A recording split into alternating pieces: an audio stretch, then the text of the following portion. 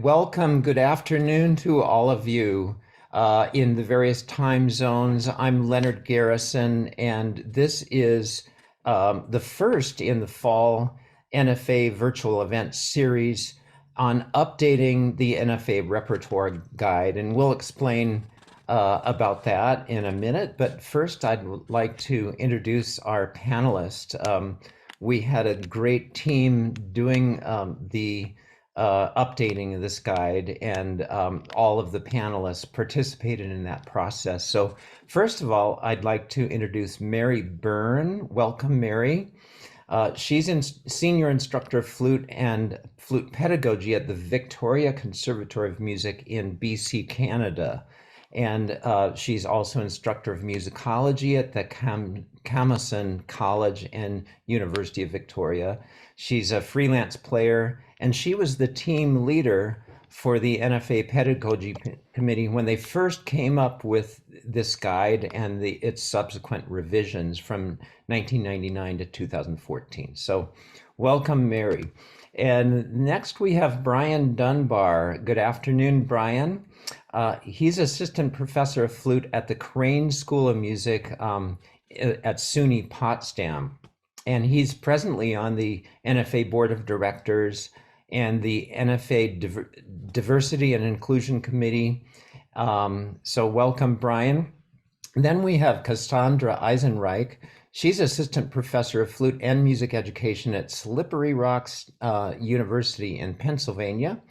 And she's the chair of the NFA Pedagogy Committee and principal flute of the Butler Symphony Orchestra. So welcome, Cassandra. And Rebecca Johnson, assistant professor of flute at Eastern Illinois University and NFA vice president. And she's also served the NFA as a program chair and secretary. And she was the leader of our task force to update the pedagogy guide. So welcome, Rebecca. And myself, I'm Leonard Garrison. I'm University Distinguished Professor of Flute at the University of Idaho, the Lionel Hampton School of Music. And I'm former NFA President, Program Chair, Treasurer, and Secretary. So great, we have a great team. So I'd invite any of our attendees today to type your questions into the chat at any time in the next hour, and we'll be monitoring that, and we'll get to those questions. But first of all, I'd like to give a little background and history to the NFA Repertoire Guide. So the first version of this was in 2001, and there is no PDF of this as far as I think that was before the days of PDFs, but it did exist in a little booklet. And I have that at school, and Mary's showing that on her screen. And it was kind of a thin little booklet. I think it sold for $10 or $15. And so that was when they established the different levels of the NFA pedagogy system, and they did great work at that first revision. I have the first version. I have a PDF of right here. I'm sharing my screen of the second edition of the guide, and so this can show you that the levels that were then established. Level A was beginning material, and level J at that time was the highest level of material, kind of professional level, solo flute repertoire. And this was only solo repertoire for unaccompanied flute or flute with accompaniment. And at that time, the pedagogy committee established some the criteria for the various levels.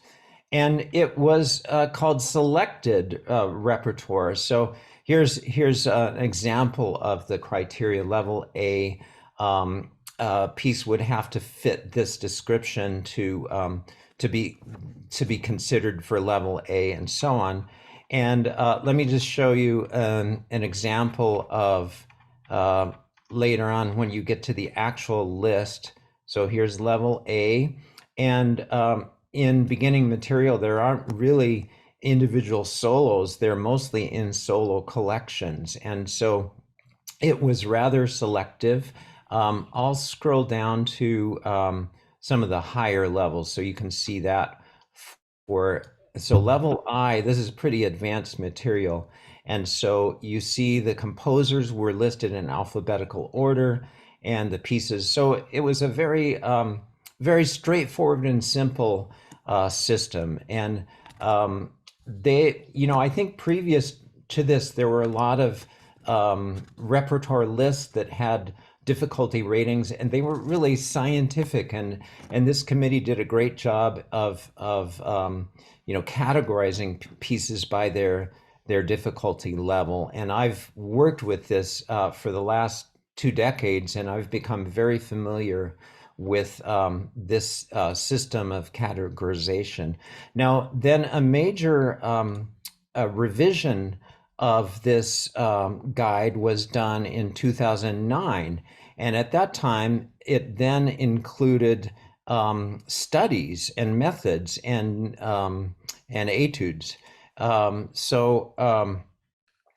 Let me get that up to share with you and show you the difference. And this was also published in a small paperback copy, but it was then put as a PDF and available. I think it's available today on the NFA website. So here's what this 2009 revision looks like, just a sample of it. And so we have more. It was brought up to date. Of course, many pieces were written in the early 2000s and published in the early 2000s, but it was a little more comprehensive. More pieces were added at this time. But then 10 years went by, and we decided that it was time for another revision, and mostly in terms of so much as had been written since 2009, and the older guides didn't have a lot of material by women composers, for instance, and composers of different backgrounds. It was mostly standard repertoire from France and Germany and America. So one of our main goals was to include a lot more of this a diversity of composers. So let me share now the format of the guide totally changed. You can't buy a little pamphlet anymore, and it's not really PDF. It's a database on the NFA website. So let me share that with you once I get it up. Okay, NFA publications and selected flute repertoire. Here we go.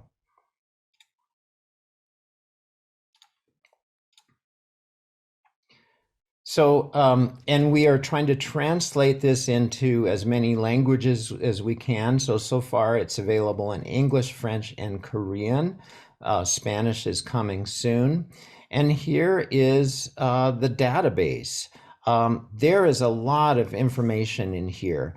So it's not only a list of the composers and the titles and their difficulty level and whether they're flute alone or flute with keyboard, but if you scroll, you even have the composer's dates and where the composer lived, and timings of many of these pieces, and the composer's background, what country the composer was from, and sometimes a link to a representative performance on YouTube.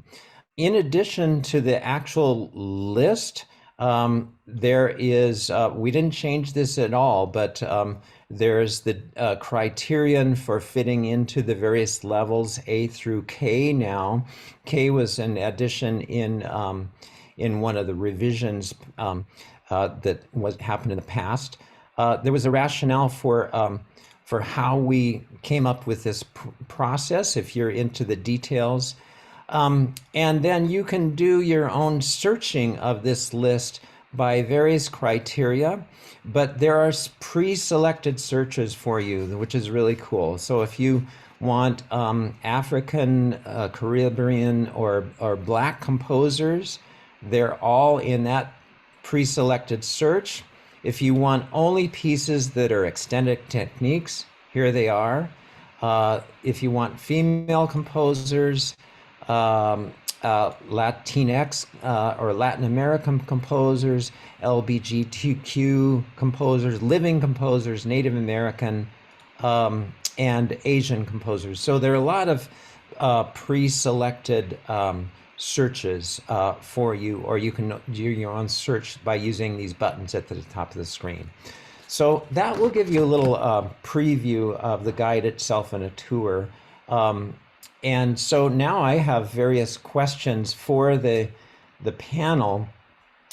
First of all, the first question: why were you interested in serving on the 2020 task force to update the NFR's repertoire list? So let's start with, I'll just look at my screen. Rebecca, do you want to answer that question? Then we'll go on to Cassandra. Absolutely. Thank you, Leonard. Yeah, I started thinking about this in April and May of 2020, and this is a guide I've used a lot. I thought it was time for an update.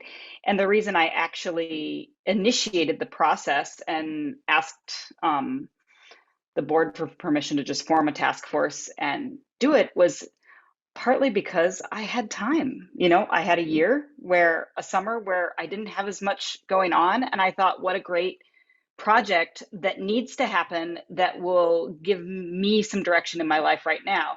Then I roped in all these other people to do it with me, and I'm so grateful for them. So that's where I came from on this. Cassandra is next on my screen. Yes, Cassandra. Sure, thank you. Yeah, so I mean, kind of a similar approach, being the chair of the pedagogy committee for the past few years. This was something that we were kind of discussing, and then personally, just like Leonard and Rebecca and many others, I had been using the guide quite a bit, and I knew that there was a lot of music that I was playing and a lot of music that I was encouraging my students to play, or new music that they were bringing to me for the first time, that certainly deserved a home in this document. And so just under the wonderful leadership of Rebecca, the pedagogy committee was involved. I would say about half of our committee members or so, and so we were excited to get rolling on it. So that's my story. Who's next? Brian? Okay, Brian. Yes, Brian. Hi, yes. So, for me, I actually was unfamiliar with the previous versions of the guide. And so I was excited to learn more about what this pedagogy repertoire guide could offer us. In addition, I really wanted to witness and make sure that we are considering truly diverse entries. I served on the strategic plan committee for the NFA as well, and I know that that is one of our main goals right now. And I just was so excited to get to know more about this, get to know more of the individuals that were part of this task force, and be a part of sharing this with individuals. Also making sure that it's more accessible so that now, we don't have to pay for it, and that people from all different backgrounds all over the world have access to this document. So, yeah. That's a good point. It's not just for NFA members, but it's on the free version of nfaonline.org. So thanks, Brian. Mary. Yeah, as Leonard said early on, I was with the guide right from the very beginning. In fact, those PDFs that Leonard was showing came off the predecessors to that computer that sits in the corner, and a good hunk of the music on these shelves was acquired back in 2000 when we were doing the first assessments towards that very first guide. And so it's been near and dear to my heart for 20 years. We knew that it was not going to be a static document, and nothing thrills me more than to help it go through its next stage in its continuing life. So there was no way I was saying no to an invitation.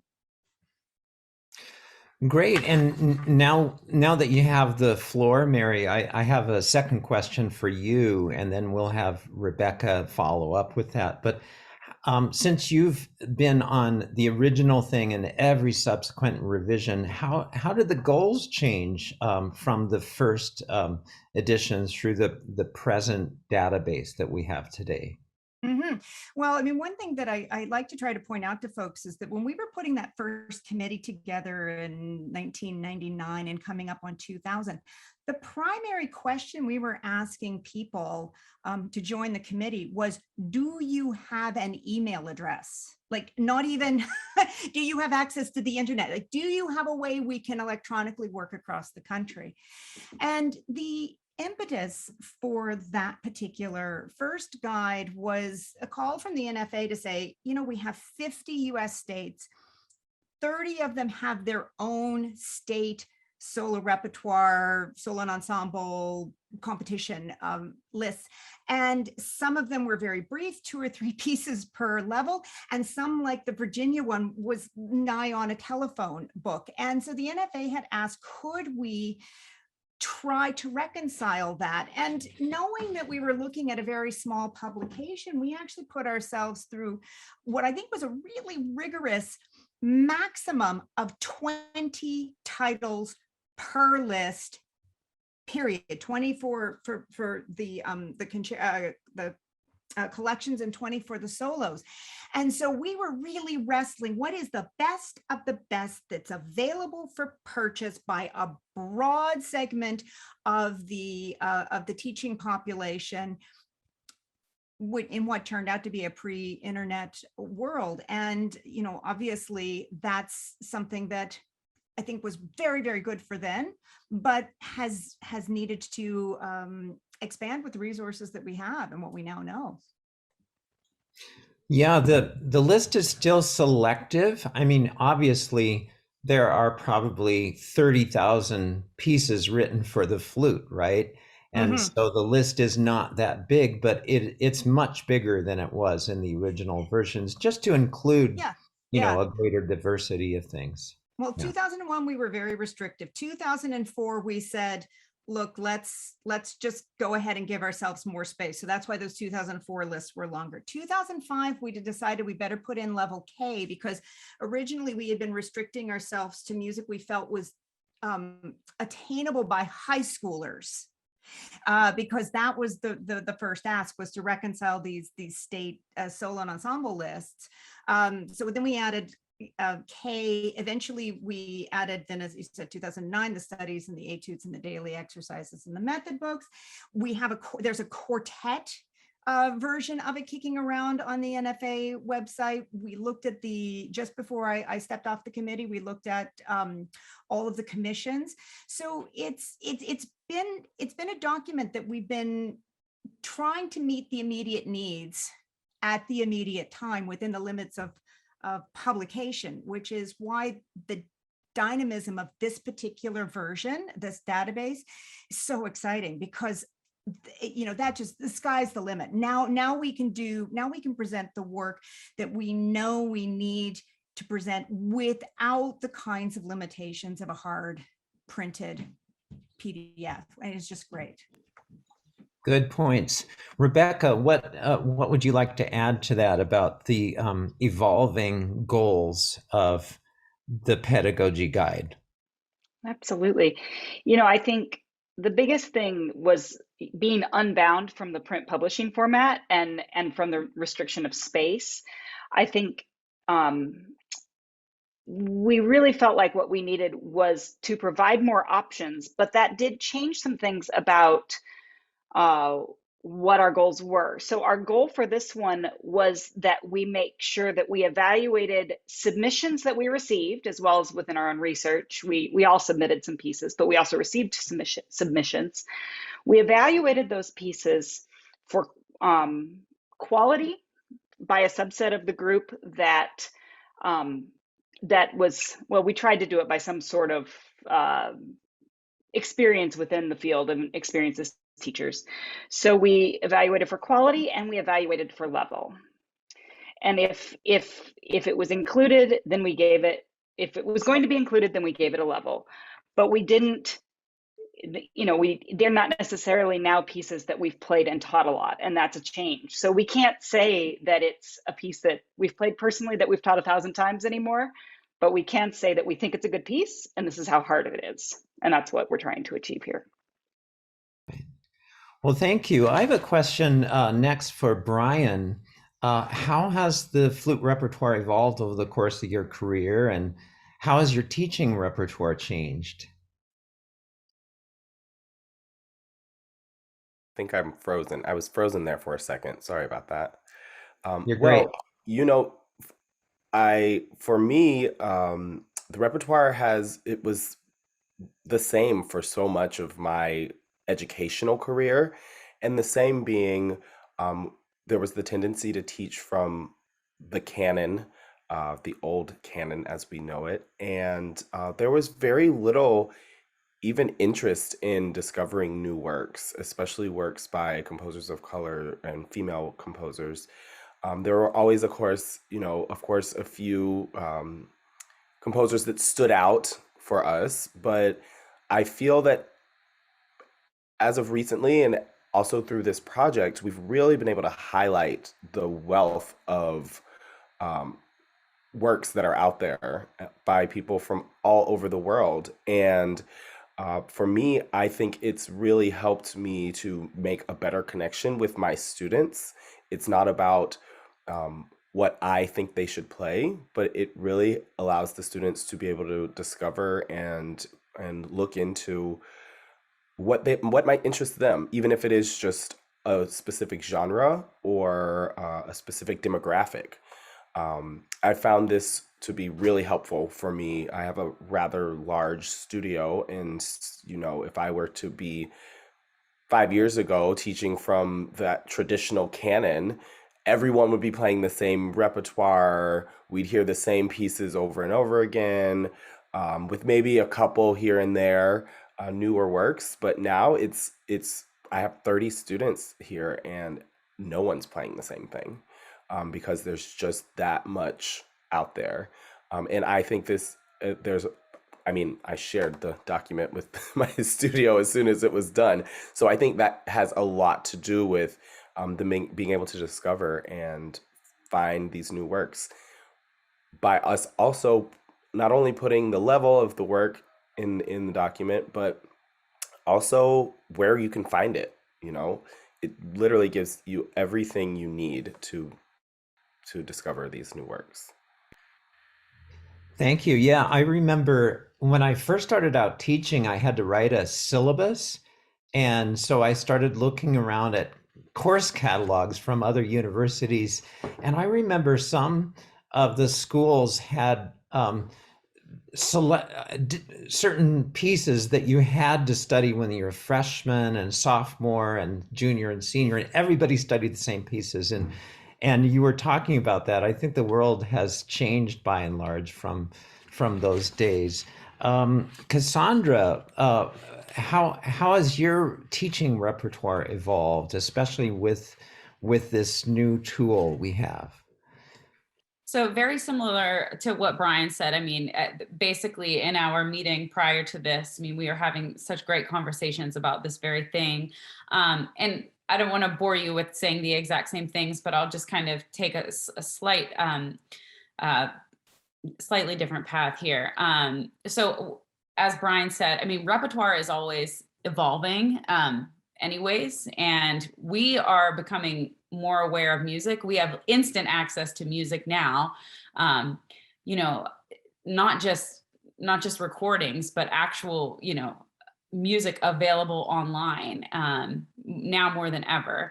And like you were saying, Brian, you have this canon, and I think teachers teach with what they believe is important. This canon of repertoire, this is important because these are standards. And so rather than keep talking about this, maybe I'll just pose a couple of questions for you all to think about. What makes something a standard? How many times does something have to be played? Does it have to be on an an audition list to then become a part of this canon? What actually makes it a standard? And what, a question to follow up with that is, what makes it worth studying or worth teaching? I think those are personal things. We could come up with lists if we wanted to, but I think that's an important element to think about just as an educator. Why are we teaching what we're teaching? Is it because it's what we were taught? Can this piece have the same influence as a piece that we've been teaching for years? So I'd like to pose those questions to you. And then as teachers, we always have to be open to new music in order to welcome diversity of composers, diversity of repertoire. If we're not open to the idea of something new, then, things won't evolve in at least your corner of the world. And to take it a step further, Brian was talking about student choice. And I think that's extremely important, because when students have choice, they get to see themselves represented in the curriculum. They get to see who they are and their interests represented. And, I always give my students choice. We perform 2 pieces a semester, one that's accompanied and one that's unaccompanied. And I always give them choice. But that choice deals with these levels that are set up, in this document, because we can't just pull any piece that's not going to challenge our students, right? They can't just pick something that they're going to learn in 2 days, and that would be okay with me. It has to be equal parts challenging, in order for them to grow. So I'll just pose this last question for you, because I think these are interesting things to talk about. When we do give students the choice, and it's an appropriate piece based on their level, not based on who the composer is, but based on their level, how does this actually affect the learning process? Because I have found that they are more invested, they feel heard, they feel respected, whether it's a piece that is of their culture or written by somebody of their culture, or whatever the reason, they feel heard and they feel represented in the curriculum. And I think that, first and foremost, is something that we all need to be aware of, regardless of what our beliefs are. So I'll just pose those questions. But Brian, I agree with everything you said. Fabulous. Great. I agree that when students have ownership of choosing a piece, that they're going to be much more motivated and to learn that piece really well. Cassandra, when you were posing your questions, I was thinking about how inspired I am every year by the NFA convention, because it's always in August, and I write down the new pieces that I've never heard before that I'm excited about playing and teaching, and that gives me the energy for the year to try some new things. So always benefit from that. So the next question, I'll start with Rebecca. Since you are vice president of the NFA now, how does this update to the repertoire guide underline the overall goals of the NFA with respect to equity, diversity, and inclusion? Thank you, Leonard. Yeah, that's a great question. And I don't know how many of you who are attending today have looked at the NFA strategic plan, which is on our website at nfaonline.org. But there's a whole section in the first pillar about diversity and inclusion goals. This strategic plan was put together primarily in 2019. But for the 2020 through 2023 time span. And so the first major goal for that section is to promote a culture and create an environment of inclusion. And I think it's important that the group that put this together, which did not include me, specified not only promoting the culture, but actually trying to create the environment of inclusion. And I think that's awesome. There's also one about a part in there about recruiting a more diverse membership. And so for this guide, we do have some demographic information for the composers that was not there before. And that includes all the different subsections that Leonard highlighted that we pulled out as smaller parts of the spreadsheet. Now, this guide was dependent upon submissions to us, and so it's not a representative document that includes any sort of representation equal to, say, the U.S. or world population. Of course, we didn't set any sort of like we have to have this many pieces that meet these criteria, because the way we were able to do this meant that we had to have music to look at. We have to have scores that we can see, or we cannot evaluate and grade, give a level to it. And so I think that what we ended up with is a step in the right direction, because we have much more information, and we do have the demographic information for the newer pieces that were submitted. We did not go back to all the pieces that were in the guide previously and add any unself-submitted or user or current member submitted demographic information, because we didn't think it was our job to assign somebody's identity to them that wasn't told to us, preferably by that person. And a lot of our pieces were composer submitted for this. So in a few cases, for composers that were LGBTQ and were very out, we did add that, but we aren't going to go back and speculate. So it's a step in the right direction, and we're hoping to have updates on a 2-year cycle going forward. Hopefully it will be a less daunting task, because it will be, little smaller updates than this huge thing. But we'll look forward to doing that. And so then the last thing I'll say about the positive step is, as Leonard mentioned, the introductory material is being translated. French and Korean are already up, and Spanish should come out this week, fingers crossed. German is in progress. And so we translated the guide to the levels, the justification, and the website text. That's the introductory material. And hopefully this will help it reach a larger audience, and also encourage native speakers of those other languages to submit pieces that they know about, that then hopefully all of us can learn about too. Great. Brian, what do you think about this, about how this step relates to the NFA's goals? Yeah.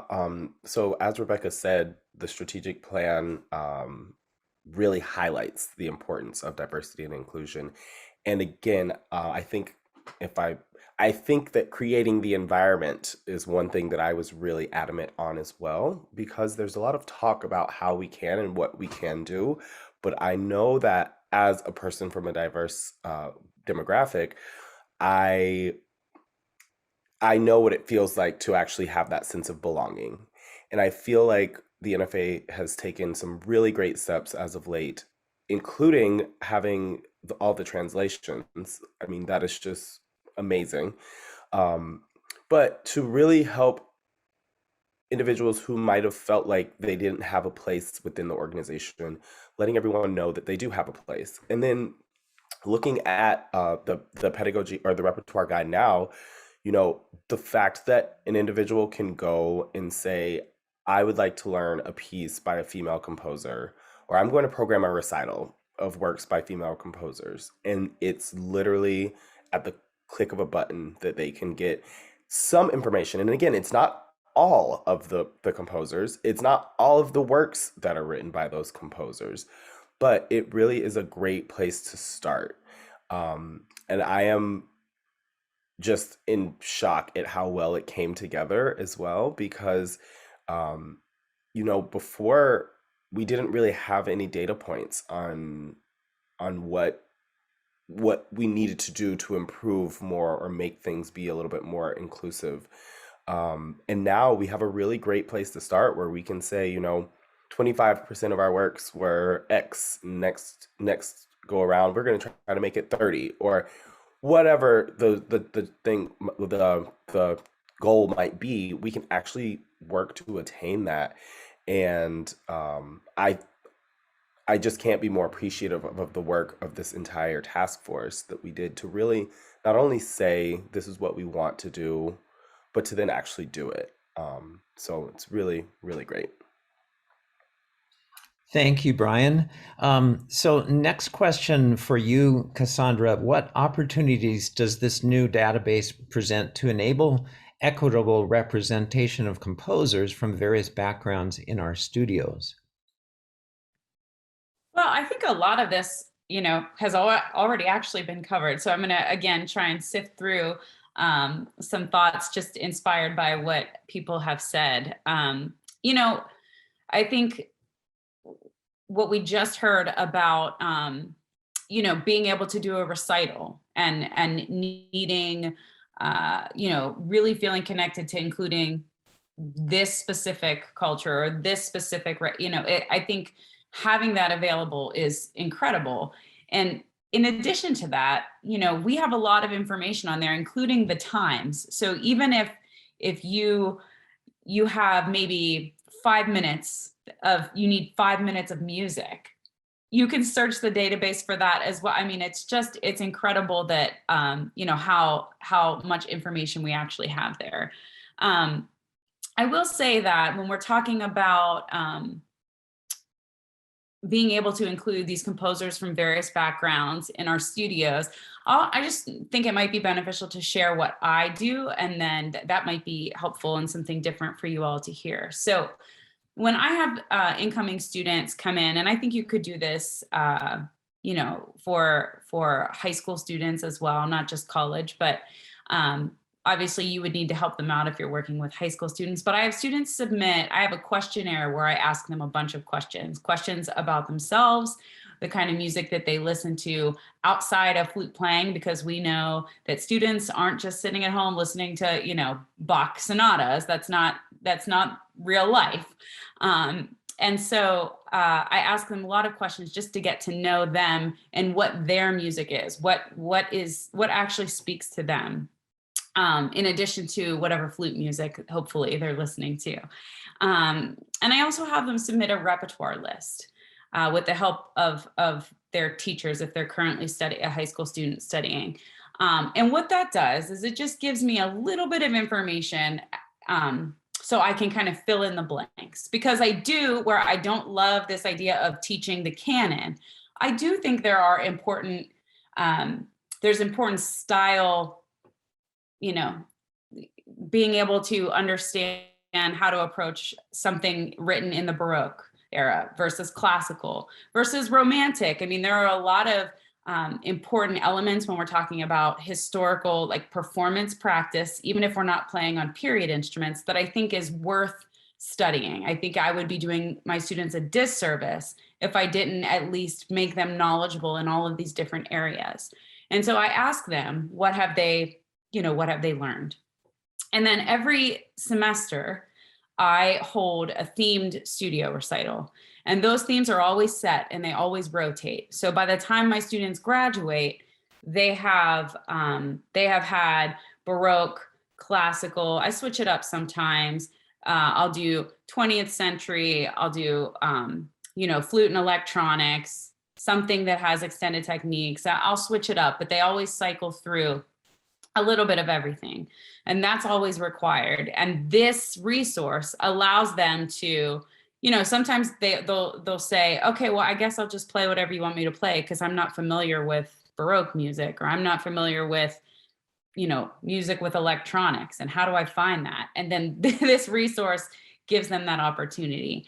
And the second thing I do, so I try to give them choice with that, but we also have a performance hour. And a performance hour, I require them to be unaccompanied. Studio recital is always accompanied. This is always unaccompanied. That way they're getting the experience. And this is really where this resource has really come into play, because I've started to actually require students to find something they like, but find something they like by a female composer, by a person of color. In that way, I'm giving them choice, but while doing that, I'm also making them more well-rounded and diverse by actually seeking out these specific areas.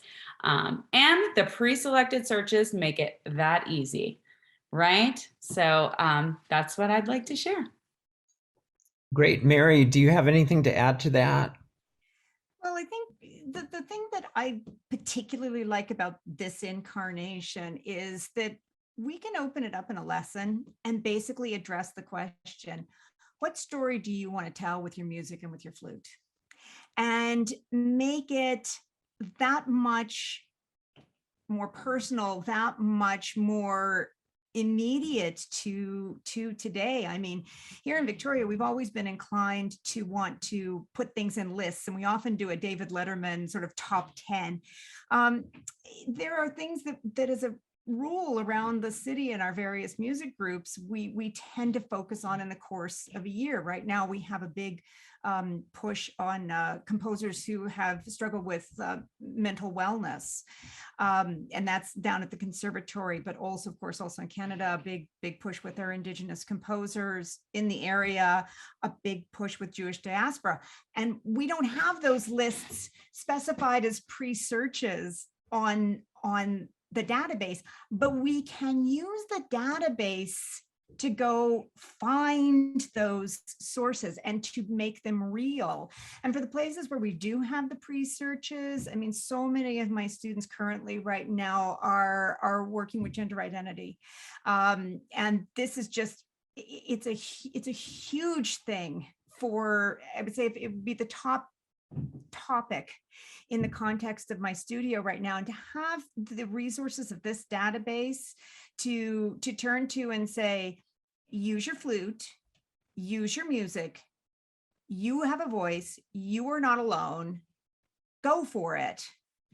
It's just made this thing that we do so much more immediate and enjoyable, and hopefully important, and certainly relevant. Thanks, Mary. So Rebecca, since you were chair of this task force, and you've talked a little bit about this, but what was the process like? How were the pieces recommended and reviewed? Yeah, I'll just do a quick overview. So as I said, we got submissions from people, and we did some of our own research as well.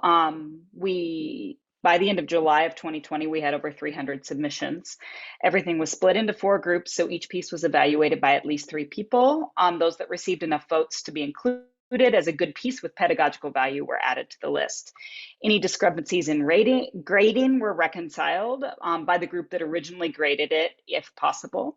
In the background of all this, Carol Dale, who's currently on the board, did a huge amount of behind the scenes spreadsheet stuff. I mean, she digitized everything in the old guides, as well as manipulating all the data we got here. Then some proofreading happened. Not a ton of proofreading happened, but some proofreading happened. So we apologize for whatever errors you find, and we will correct those as quickly as we can. But that's definitely something that we'll keep updating as we can. By the time we got to the point of proofreading, it had been about 6 months, and it was only some. So that's how this process worked for this time. Great, thanks. And I have a question for myself to answer that some of our listeners today would be interested in. How do we determine the level of each work? Because these levels are really precisely described. But I'll just say how, as I was rating pieces as they came in, how I was thinking of this. I just, first of all, look at the piece and compare it to pieces that I know that are in a certain level. So that's the first thing I do. And then I start to look at some of the specifics. So as an example, I won't give this away right away, but it's a pretty well-known piece that was not previously in the NFA's repertoire list, because it's a recent piece of Valerie Coleman's wonderful solo flute piece, Danza delle Mariposa. So if we look at the piece, it's unaccompanied. It has some little cadenzas that may pose difficulties for some students, that they're used to playing in 4/4. And there's a lot of mixed meter, a lot of accents and syncopation, so that kind of rhythmic challenge. And really fast notes on this second page with some of these groupings in 3. And then she does introduce glissandi, flutter tongue, pitch bends, some other, extended techniques. So that starts you thinking, oh, I know some other pieces like that. Here's some non-tone, not sounded, sort of pizzicato effects, and singing and playing some high C sharp, so taking you to an extended range, some really fast stuff here later on in the piece. It's so difficult to play in the high register at a sotto voce dynamic level. So I looked at this piece and I thought, that's probably level J, because I've dealt with the list for several decades here, and so I think it's Valerie's piece is more difficult than these level H things. It's probably more difficult than these Amirov pieces, some of the Bach sonatas. So if we look at level J, scroll down here in a minute, I think it fits this pretty well. I mean, that was my first guess, but it doesn't quite have the level of extended techniques as Charanga, the Kolhun, but it has some technique that's, say, similar to the Eldon Burton sonatina, not maybe the level of technique of Dutya and Feld, but close to that. So, and that is in fact it's level J. So that's the process that I went through, and of course you can look at the specific criteria to verify this. But I think Rebecca had said there were a few pieces that there was some controversy, and so then we had to have special meetings to resolve the differences. What level should this go into? But I think Rebecca said that 90 or 95% of the pieces there was complete agreement on the members of the task force that rated them, that yes, it was obvious that it was in this level. So does anybody want to add to the process of assigning difficulty levels to new pieces, or does that pretty much sum it up? Okay, great. I'm getting some thumbs, so that's good. So this should be probably the most fun question, and this is a question for everybody. So let's start with Rebecca. What are the 2 or 3 favorite pieces that came out of this process for you that you learned about doing this? Yeah, I've had students play Minnicum by The Sounds of Water by William Linthicum Blackhorse. And it's level G. It's not too hard, but it's really nice. It's a good piece. I also ordered Raimundo Pineda's Luna con Joropo and vice versa, and have played that some myself this year. I also found a couple pieces that I've since performed and even recorded. One by Blockvitz, that's a suite that's recreated, that is another great option for unaccompanied Baroque music. So it's been a lot of fun, for sure. How about you, Cassandra? I'll just throw this out there. If any of you were very familiar with these, I had never heard the Hail Stork flute set. Don't hate me, people. Don't hate me. But I had never heard it. And so, which led me to dive into more of the Hail Stork. So I'm going to say Hail Stork all the way. All the pieces in there. Great. Mary.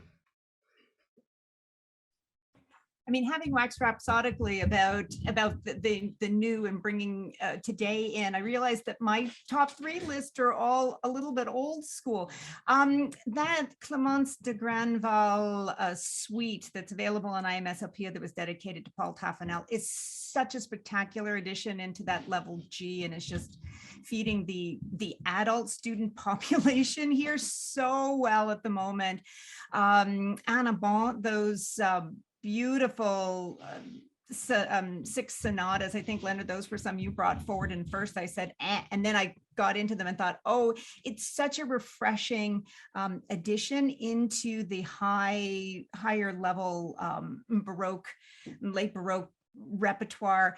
And then I was over the moon to find out that Catherine McMichael had published that Cottage collection, which has the beautiful tune from Rose Cottage that we all do as flute quartets time and time again in it. And for a lovely collection at the level, a small collection at level D, it's been a spectacular addition. So yeah, a little old school on the ideas, but happy.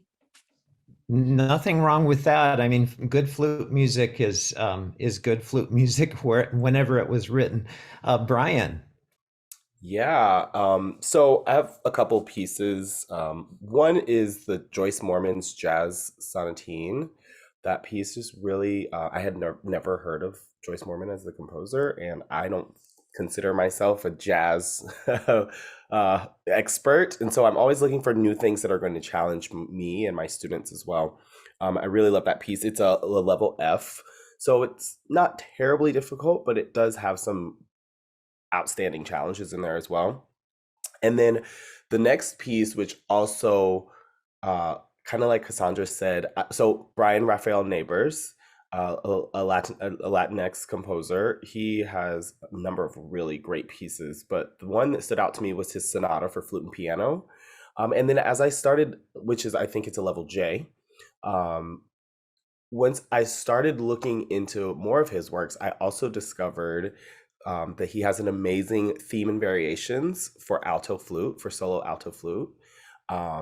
Contemporary techniques, there's like one of the variations is beatboxing, and actually have a student getting ready to play it on her recital.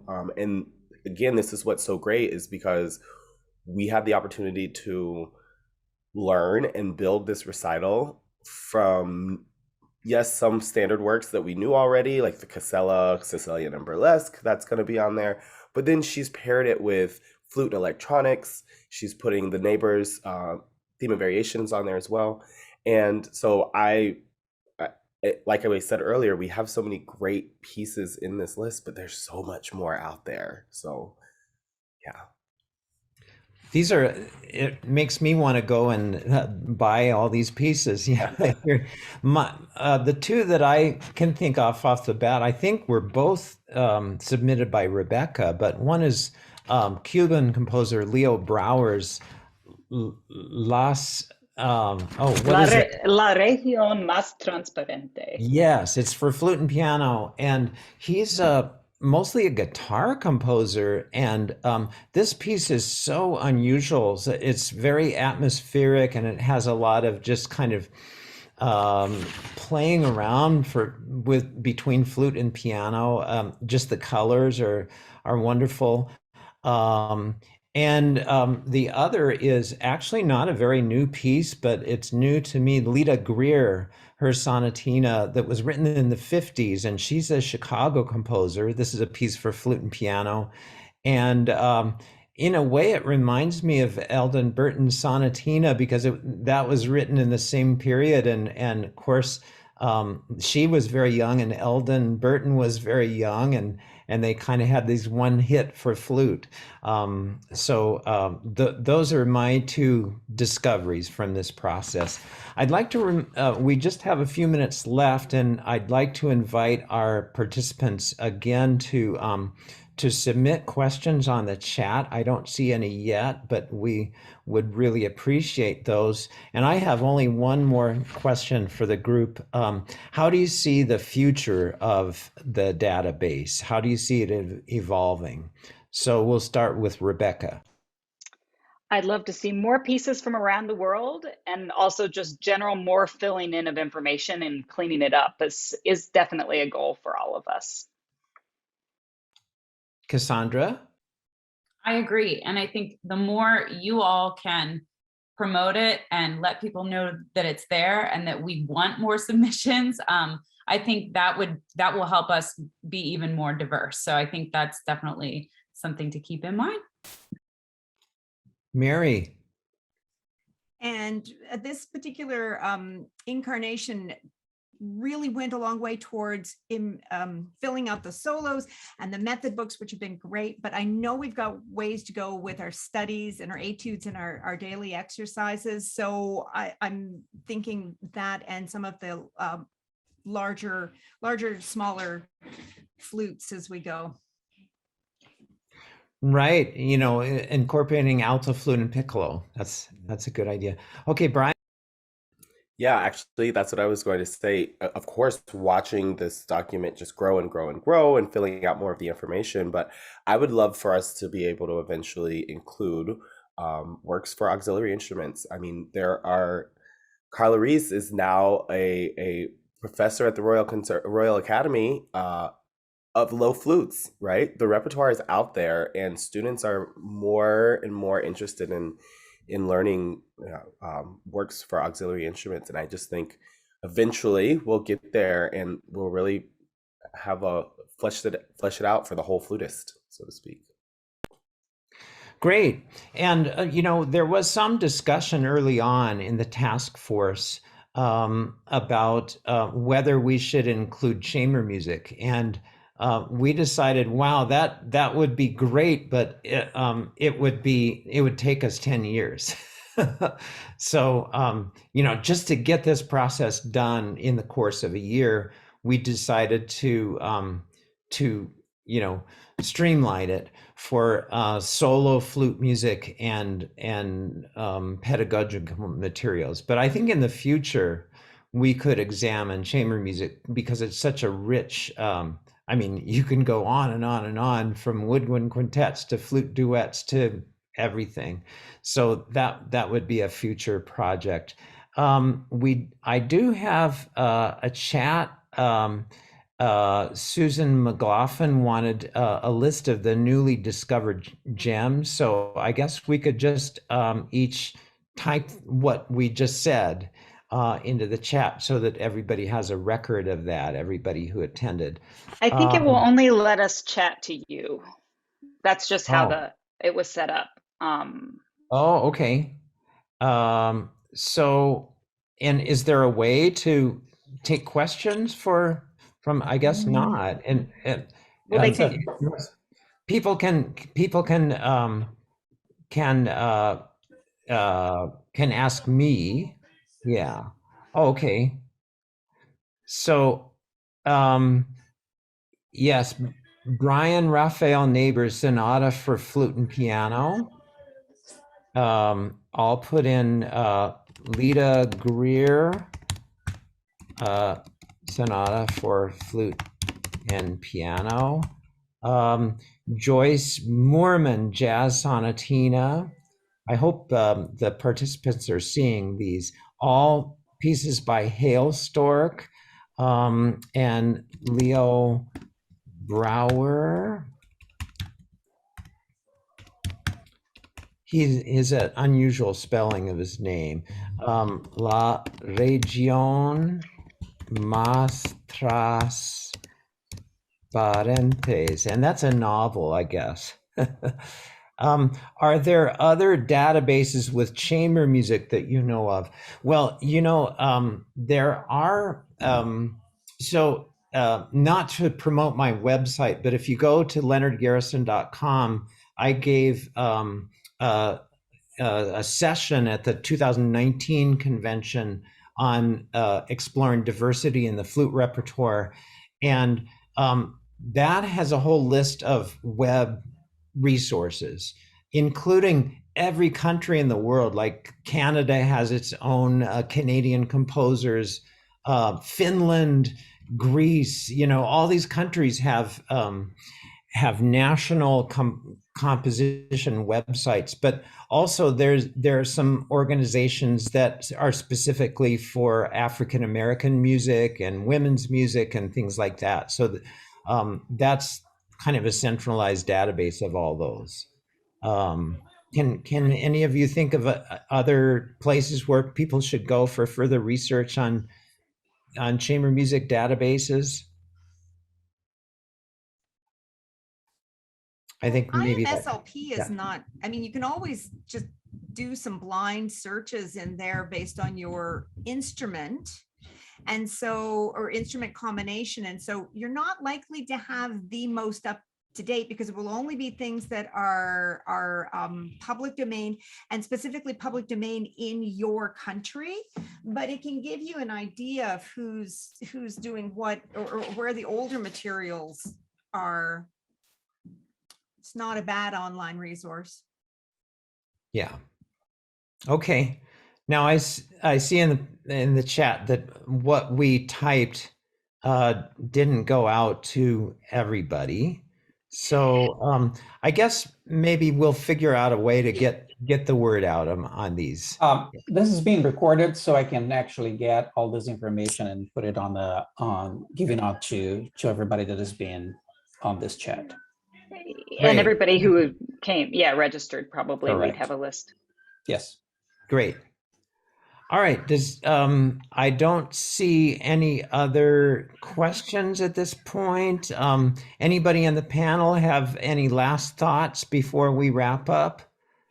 I think I'd just like to ask that any of the folks who joined us today, if you have favorites on the list, share those out as best you can with our group as well, because I think the more people that can get excited about, the more things. Right. Good point. Better off it all is. Well, I'd like to thank everyone for joining us today. I'd like to thank my colleagues who joined me today as presenters, and especially Rebecca for having led this process that resulted in this wonderful tool, this database of flute repertoire that will continue to evolve. So thanks everybody, and have a great afternoon, and hope to see you at the subsequent events in the virtual event series on Sunday afternoons. Please check NFA online for a schedule of those.